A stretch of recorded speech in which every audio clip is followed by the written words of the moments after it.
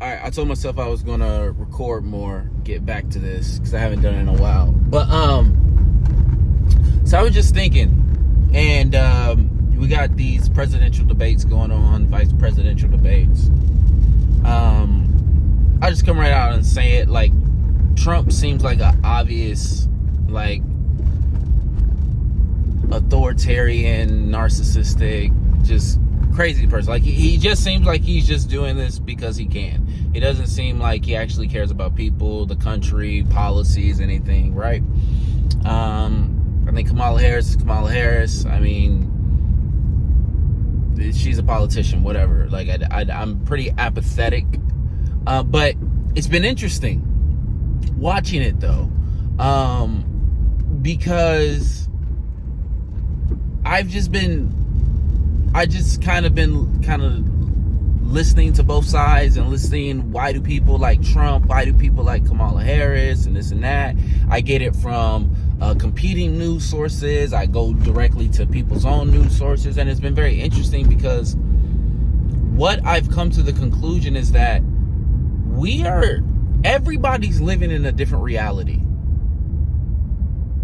Like, it's actually, like, it's happening right now, and I don't think people understand it. Like, I don't think people understand that, like, there are certain facts that are true, that are 100% true to some people, that are not true to other people. And Donald Trump is the perfect example of that. When it comes to, like, the 2020 election, right? Like, it's like, fam, I don't care what side of you fall on the like the equation, whether you like them, support them. I think that's kind of irrelevant. I think what is interesting about society is that we can know things didn't happen the way someone says that they're happening. Like, we can know for a fact, and there will still be millions of people who will just deny that. And it's very interesting because I was a part of a cult for 13 years, and one of the first things I noticed when I got out of the cult is how many cults there were in society. And this is like back in 2016. Back in 2016, I started seeing this. And I remember people ask me, hey, what's the biggest lesson you learned from the cult? And I used to always say, truth doesn't matter. It doesn't matter what's true. It only matters what people believe is true. It doesn't matter. Like, the facts do not matter. And I remember thinking that back in 2016 and like knowing that's true because I lived it. I lived my life on a lie for 13 years that you could not convince me was not the truth.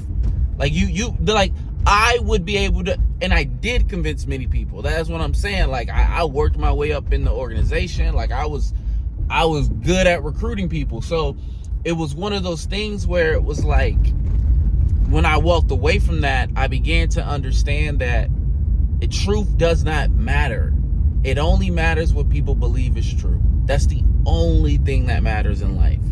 And it's kind of crazy because I'm seeing that right now with this, like, it's happening like in real time, where I think we're beyond the phases of echo chambers. We're not in echo chambers anymore.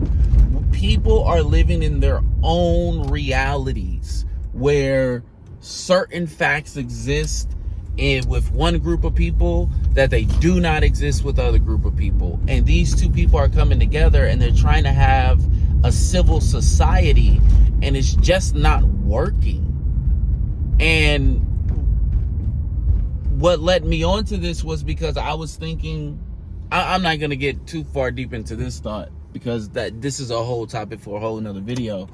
But one of the things that I was thinking about, one of the big problems with society is that we do need like a spiritual, like a spiritual revolution, but one that's not centered around God, one that's centered around the human, because it seems that all throughout human history, you have these narcissistic figures that will rise up and that will lead humanity in different places, and a lot of times it's for bad, and a lot of times it's for their own self-interest. I mean, that's just the narcissist. And it seems that these people destroy society, but at the same time we're attracted to them.